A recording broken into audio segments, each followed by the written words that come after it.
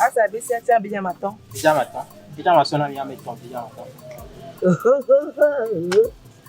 Papa, quand il y a des peu, mais gens, une chose là, ça t'imagine. Chou. Awo kwe bedo. Yala mo kwe fie majira. Papa, il y Daga a. fufu ma to ajira ha majira. Awo kwe bedo. Mais ce coup, il mène. Na suku imande isuku bore. O ha le timachi le ta ajira. Atadi kalami e ti pure water mo ali le ta ajira. Papa, Ima ebe. Ntu ma no yi dua shinto ba. Tadi sabala fetri. Ngo gata lebo. Na do fuma ko. Aple konada amodechi boro mode ma do.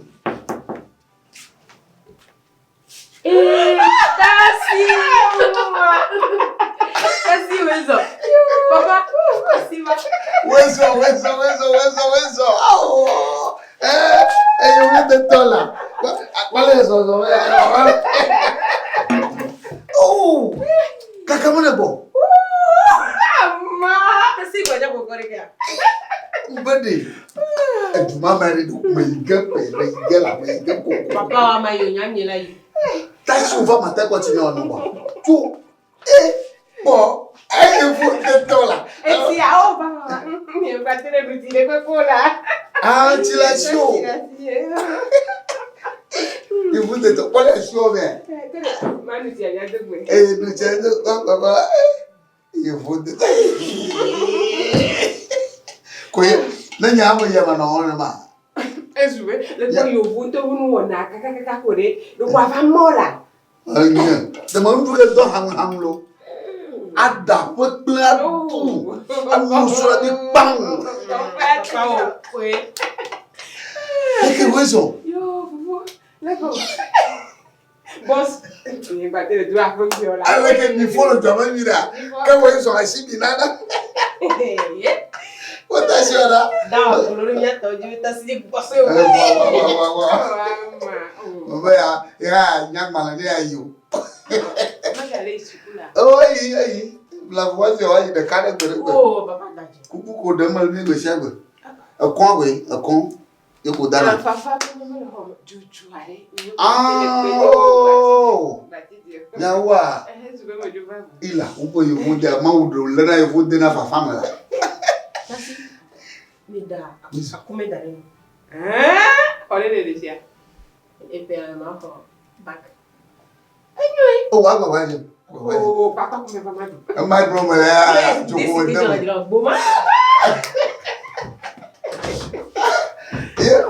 Telephone ele ye tero. Ah, me yo ye honi. Nka ma nya telephone ji. Ama shi tere ma ji bia gaga. Ah, bla da dia. Ya ke de ga to sia de. iPhone. Nga iPhone. O me nye. iPhone. Le ko ora ye. iPhone. Aiwa. Le ko ora ye. Kwa nyamate. iPhone. iPhone. Apa? Magando kire ya duma. Sia.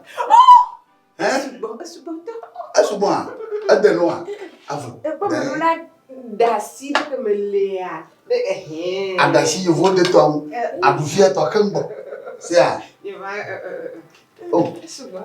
Amadea. Senhito de nova. Oh, isso. Ida kaka buwe ma. Ela yo vou black John ni la, hein?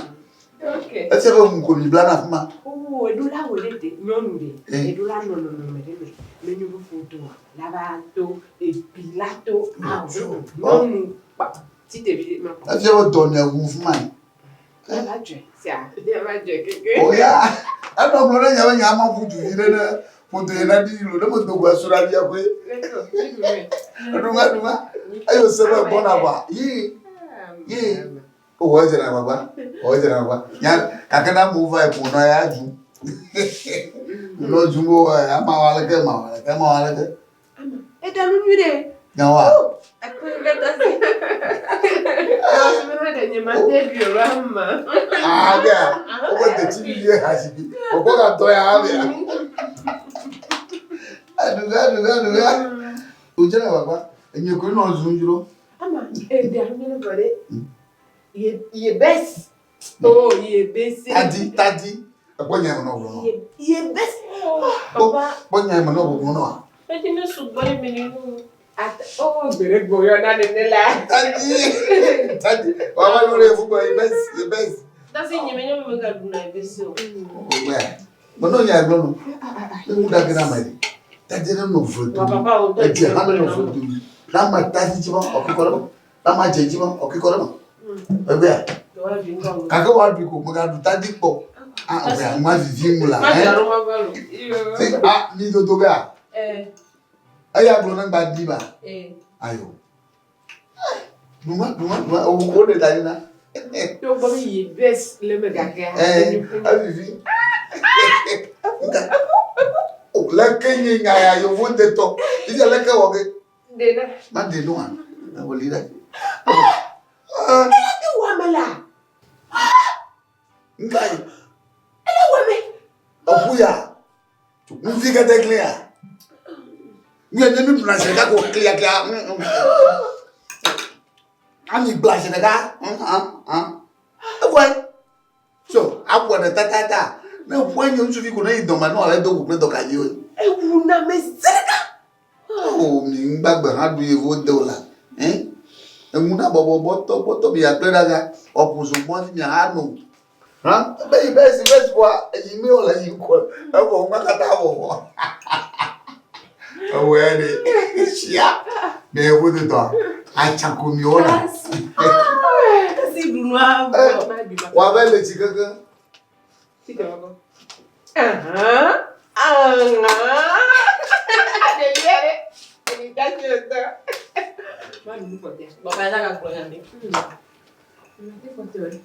Fica do nunca que mais.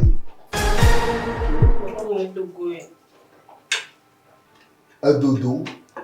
E cota ku visa la clito. Be dodo. Oh. Ah. Fofone. Hein? Oh. Amare va gara ma walu. Ih. Olha ela. Uso. Olha na paradiso. Tá se ouvindo, mas le venet.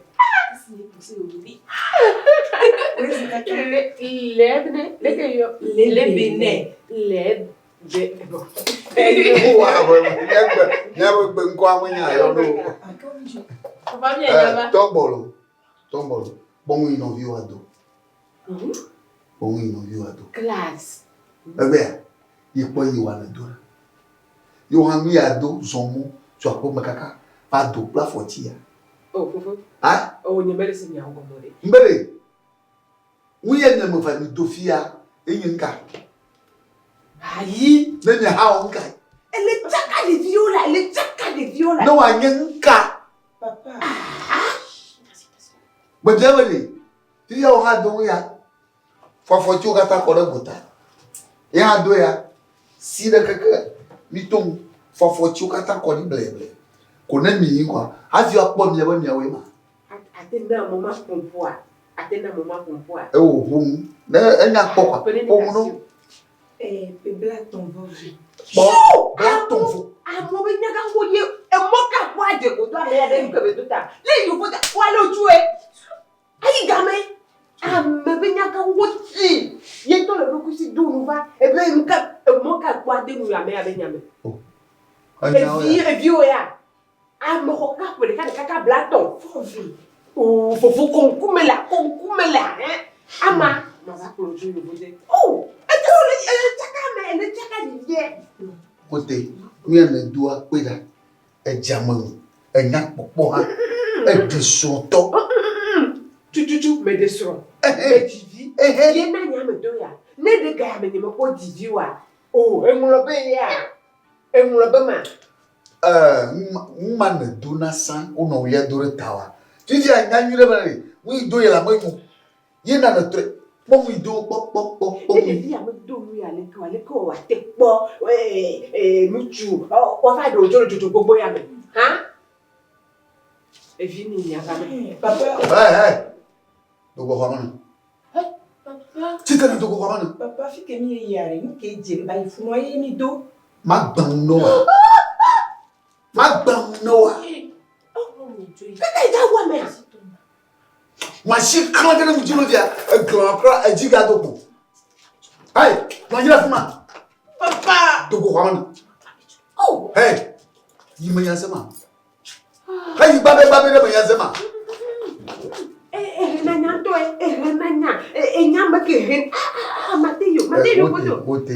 Wote ne ma konya hamo do. Oh, kayo vo dare na ina nye. Adu ya adugwa. Au, me panye o. Bleu, yo chopo na kwe. Au. Ama kenye me vanyale ejadogo. Papa, mais le coco. Non, coco quoi ma. Vai kwa vonata. Mais non, mate. Voilà, coco quoi ma toma quoi. Cho. Aga yo bu blanc. Bo viara. Chou ega. Ma kre suku fino. Ma pre suku bala. Na ga ko ga hien adogo. Melade, totela. Ama ega ejabi ato yebe me de kukuwa.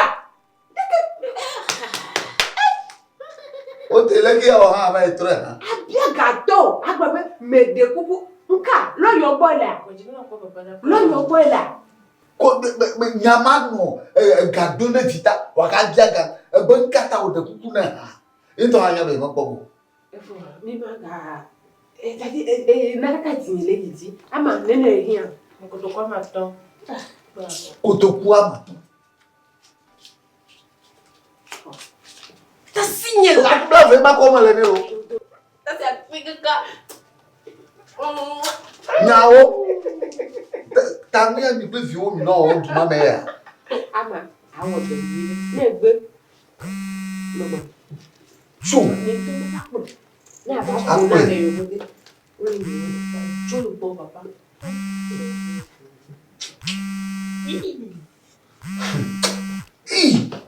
Allô? Kawa.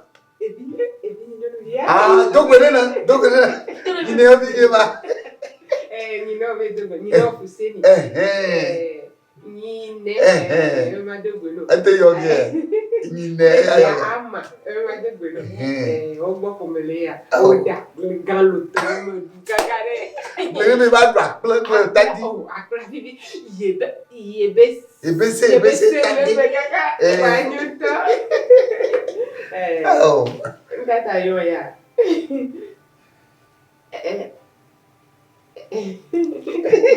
Wati te mira que Yo. Eklele ma tu gbero kata e. Na gbere no yo.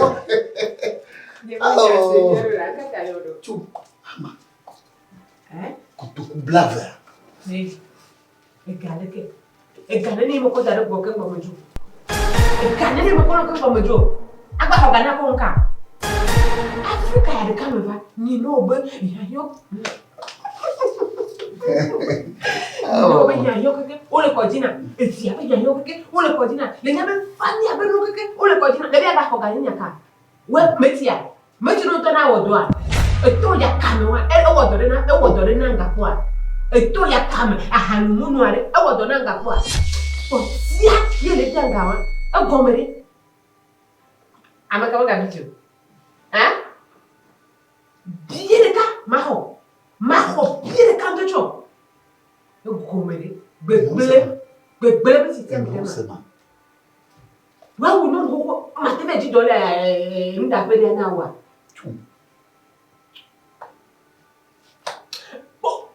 Es horrible. Ma do apo mo tura na so yo. Do gbere na mi a. Me do gbere ro.